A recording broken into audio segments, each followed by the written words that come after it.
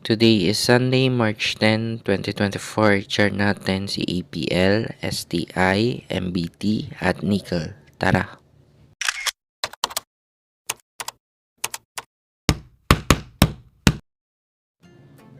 Unahin natin pag-aralan si APL. Kung sa chart tayo magbe-base, downtrend pa rin itong si APL sa long-term view dahil sa patuloy nitong pagbuo ng lower lows and lower highs, which is not good.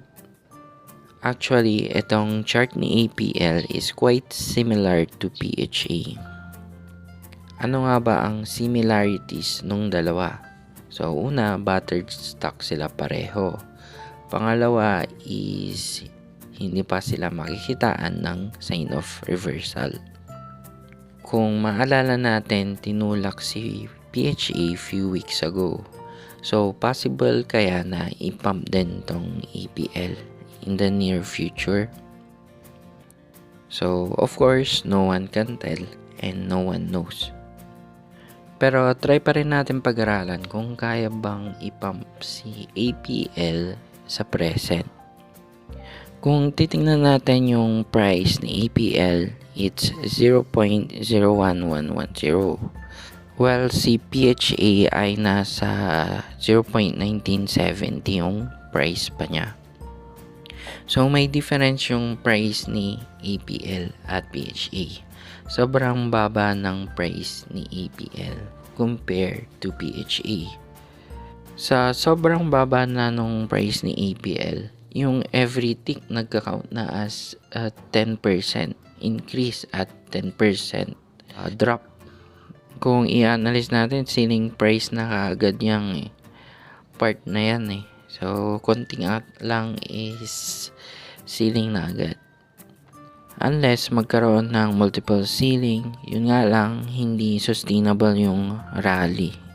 So, ang posibleng mangyari siguro is baka dahan-dahan siyang umangat. Or pwede rin magkaroon ng ganitong movement tapos dahan-dahan na aangat. Dahil sa baba ng price, ang laki ng impact ng every tick. In terms of risk naman, I think kahit wala pang sign of reversal to, nasa low risk na siya. Pero kahit low risk siya, dapat limited pa rin yung allocation mo dito, no? Hindi mo dapat lakihan masyado. Next is STI. Dito sa weekly time frame, makikita natin na yung trend ni STI is uptrend, which is good. Kung pagmamasdan natin, makikita natin na nahuhuli na yung moving average dun sa price. Usually, nangyayari yon pag nagkaroon ng momentum yung price. So, anong dapat gawin sa mga ganitong scenario? So, depende yan. Halimbawa, wala ka pa nito, mas maigi kung antayin na lumapit yung price sa pulang moving average as possible to lower risk. Posibleng makakita tayo ng pag-slowdown ng pag-angat ng price dahil yung RSI is nasa 80 above na. At once na nangyari yon, lalapit yung price sa pulang moving average. So yun yung aantayin natin na opportunity to buy or add shares. Siguro for now, baka magpahinga muna siya, no?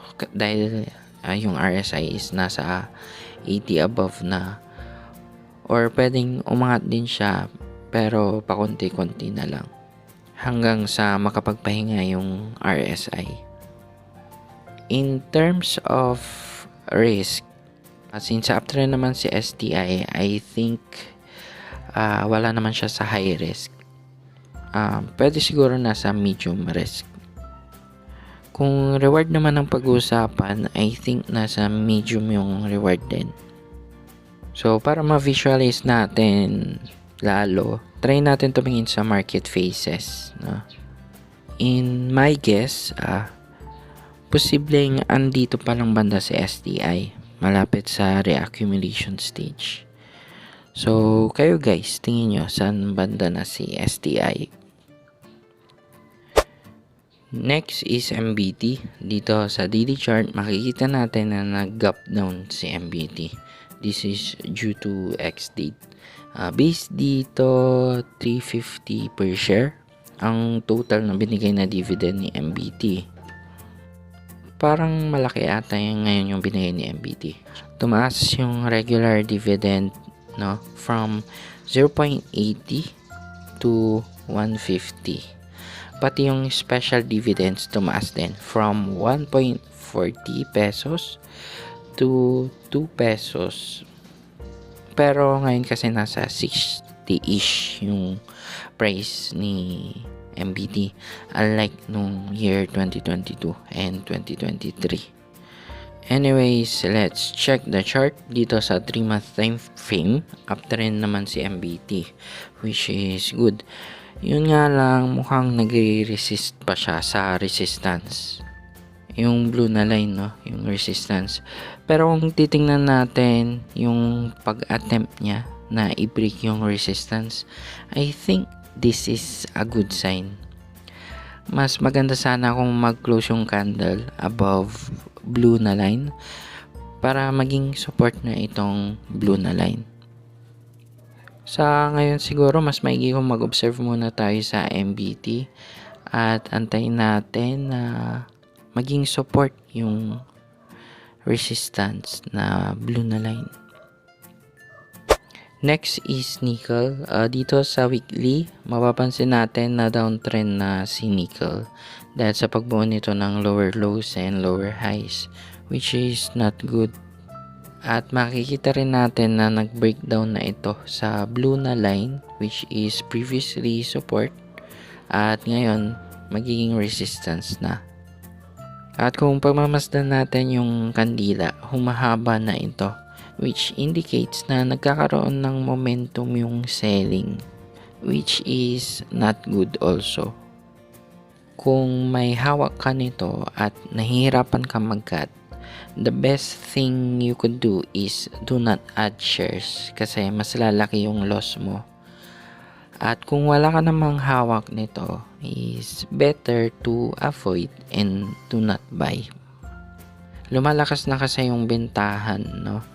Mapapansin nyo yan sa candle this week. In terms of risk naman, nasa high risk siya dahil sa pag-breakdown nito sa support or yung blue na line. As of the moment, wala akong nakikitang opportunity sa nickel.